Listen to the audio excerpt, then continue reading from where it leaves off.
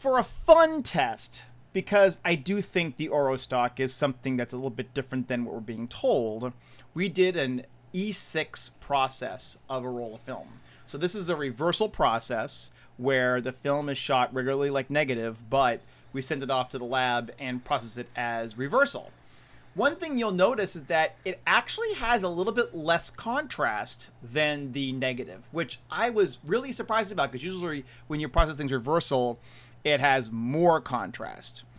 The other thing that I thought was interesting is that even though it has a slight orange tint to it when you project it, which you'll see at the end of this video, it was so easy to get the orange tint out in the scan process that it didn't really bother us at all. You'll also see in some of these clips that it looks very, very similar in grain structure to the negative version, but it really likes 100 ISO. It just seems to kind of like the 100 ISO range. Now, of course, the 100 ISO is bad because of density reasons.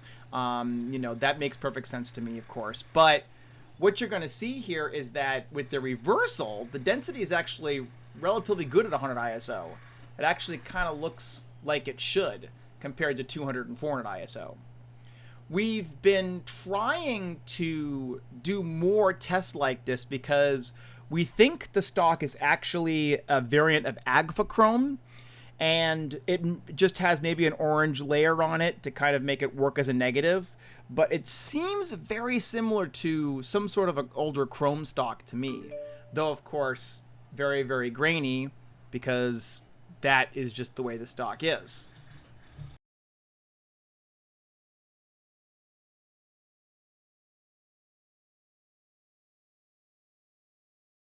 This is the full range exposure test we did, something that we didn't do when we had the negative going. I don't know why, just kind of made a mistake. So you can see the entire range and see it basically go from all the way open to all the way closed down, which is kind of cool.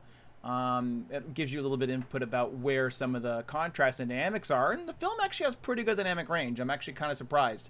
It's definitely not as limited as I originally thought it was, especially in reversal. So here's the last shot. It is basically just a 400, which is the base ISO, and I do think that at base ISO, it does work fine. We can clearly see it's just a little bit grainy.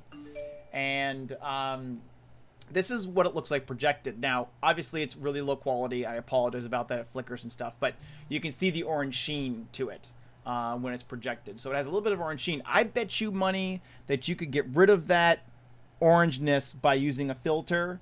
You know, like an 81 or something like that. Something to kind of help with that, you know.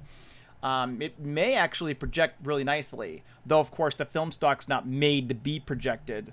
It may fall apart, but it may actually work kind of nicely as a reversal stock if it's shot properly with the filter.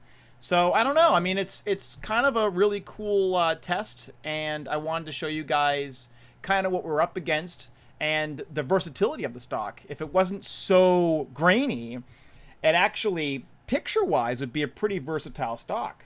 And so I'm looking forward to hopefully sharing more tests as time goes on, especially when we can get a hold of NC400, which hopefully will happen in the near future.